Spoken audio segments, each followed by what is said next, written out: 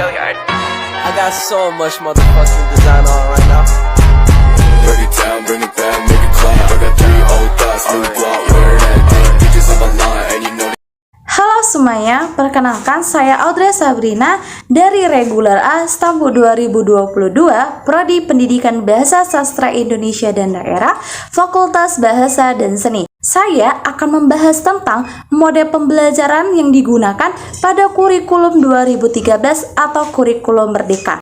Pada jurnal yang berjudul Model Pembelajaran dan Implementasi Pendidikan HAM dalam Perspektif Pendidikan Islam dan Pendidikan Nasional, menurut Sukmadinata dan Syaudi pada tahun 2012, model pembelajaran merupakan suatu rancangan atau desain menggambarkan proses penciptaan situasi lingkungan yang memungkinkan terjadinya interaksi pembelajaran agar terjadi perubahan atau perkembangan diri peserta didik. Jadi, model pembelajaran adalah suatu proses perencanaan yang dirancang oleh guru untuk memilih model pembelajaran apa yang dipakai atau yang digunakan pada saat kegiatan belajar mengajar terlaksana agar peserta didik dapat dan mampu menerima informasi materi dengan baik serta dapat memahaminya. Pada jurnal yang berjudul Menimbang Model Pembelajaran Kajian Teoritis Kritis atas Model Pembelajaran dalam Pendidikan Islam, adapun fungsi model pembelajaran yang terdapat di dalamnya. Yang pertama, memudahkan para dosen atau guru dalam membelajarkan para muridnya guna mencapai tujuan yang ditetapkannya. Pada fungsi yang pertama tersebut, dengan adanya model pembelajaran dapat memudahkan guru ataupun dosen dalam membelajarkan para muridnya agar tercapainya suatu tujuan pembelajaran yang sudah ditetapkan. Yang kedua, membantu peserta didik memperoleh informasi, ide, keterampilan, nilai-nilai, cara berpikir, dan belajar bagaimana belajar untuk mencapai tujuan pembelajaran. Pada fungsi yang kedua, dengan adanya model pembelajaran yang sudah dirancang ataupun disusun guru maupun dosen, dapat juga membantu peserta didik dalam memperoleh informasi maupun cara mereka berpikir. Dengan adanya model pembelajaran, siswa ataupun peserta didik dapat dengan mudah memahami, menerima informasi materi yang disampaikan oleh guru maupun dosen mereka. Adapun contoh model pembelajaran yang saya ambil yang digunakan pada kurikulum Merdeka yaitu model pembelajaran Problem Based Learning ataupun PBL. Model pembelajaran Problem Based Learning ini merupakan model pembelajaran yang melibatkan keaktifan peserta didik untuk selalu berpikir kritis dan selalu terampil dalam menyelesaikan suatu permasalahan. Jadi, Problem Based Learning merupakan suatu model yang lebih mengutamakan keaktifan dalam berpikir peserta didik ataupun siswa dalam menyelesaikan suatu permasalahan. Pada jurnal yang berjudul Penerapan Model Pembelajaran Problem Based Learning dengan mengimplementasikan program Microsoft Excel untuk meningkatkan keaktifan dan hasil belajar mata pelajaran Administrasi Kepegawaian di SMK Negeri 1 Surakarta.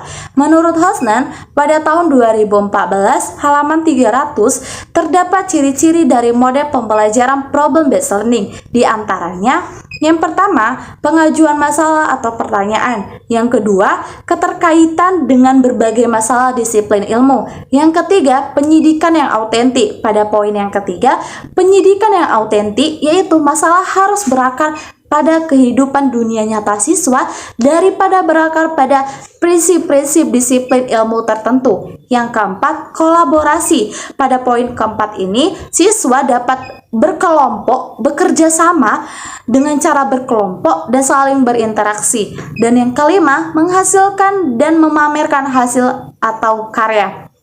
Yang pada poin kelima ini, siswa ataupun peserta didik dapat menghasilkan dan memamerkan hasil atau karya tersebut dengan cara melakukan presentasi. Dalam penerapan model pembelajaran Problem Based Learning terdiri dari 5 sintaks ataupun langkah-langkah utama.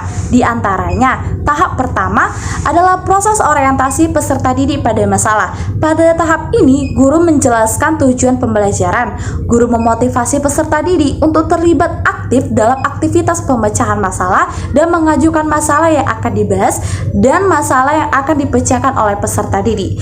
Tahap kedua, mengorganisasi peserta didik. Pada tahap ini, guru membagi peserta didik ke dalam kelompok-kelompok. Tahap Tahap ketiga, membimbing penyelidikan individu maupun kelompok. Pada tahap ini, guru mendorong peserta didik untuk mengumpulkan informasi yang dibutuhkan, melaksanakan eksperimen dan penyelidikan untuk mendapatkan penjelasan dan pemecahan masalah.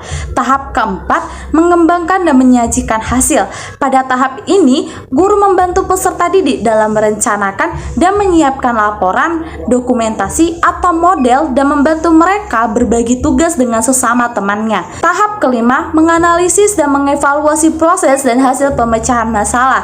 Pada tahap ini, guru membantu peserta didik untuk melakukan refleksi atau evaluasi terhadap proses dan hasil penyelidikan yang telah mereka lakukan. Sebagai suatu model pembelajaran, problem-based learning memiliki beberapa kelebihan, di antaranya yang pertama, menantang kemampuan siswa serta memberikan kepuasan untuk menemukan pengetahuan baru bagi siswa. Yang kedua, meningkatkan motivasi dan aktivitas pembelajaran siswa. Yang ketiga, membantu siswa dalam mentransfer pengetahuan siswa untuk memahami masalah dunia nyata. Yang keempat, membantu siswa untuk mengembangkan pengetahuan barunya dan bertanggung jawab dalam pembelajaran yang mereka lakukan. Yang kelima, mengembangkan kemampuan siswa untuk berpikir kritis dan mengembangkan kemampuan mereka untuk menyesuaikan dengan pengetahuan baru. Dan yang terakhir, yang keenam, kesulitan belajar yang ada akan dapat terpecahkan dengan kerjasama melalui kelompok. Di samping kelebihan di atas, problem-based learning juga memiliki kelemahan. Di antaranya, pertama, model pembelajaran ini tidak bisa diterapkan di setiap materi pembelajaran. Yang kedua, manakala siswa tidak memiliki minat atau tidak mempunyai kepercayaan bahwa masalah yang dipelajari sulit untuk dipecahkan, maka mereka akan merasa enggan untuk mencobanya. Yang ketiga, untuk sebagian siswa beranggapan bahwa tanpa pemahaman mengenai materi yang diperlukan untuk menyelesaikan masalah, mengapa mereka berusaha untuk memecahkan masalah yang sedang dipelajari, maka mereka akan belajar apa yang mereka ingin pelajari. Dan yang keempat, yang terakhir, memerlukan waktu yang lama dalam pembelajaran. Jadi dapat kita simpulkan bahwa model pembelajaran dapat memudahkan dosen ataupun guru dalam melaksanakan kegiatan belajar mengajar, bahkan juga memudahkan peserta didik dalam menerima informasi materi yang disampaikan oleh guru maupun dosen. Dan diharapkan kepada dosen maupun guru untuk memilih model pembelajaran yang sesuai dengan materi yang akan diajarkan agar peserta didik nyaman dan tidak bosan selama kegiatan belajar mengajar terlaksana, dan peserta didik dengan mudah dapat menerima informasi materi yang ditransfer oleh dosen ataupun guru. Demikian penjelasan saya mengenai model pembelajaran. Sekian dan terima kasih.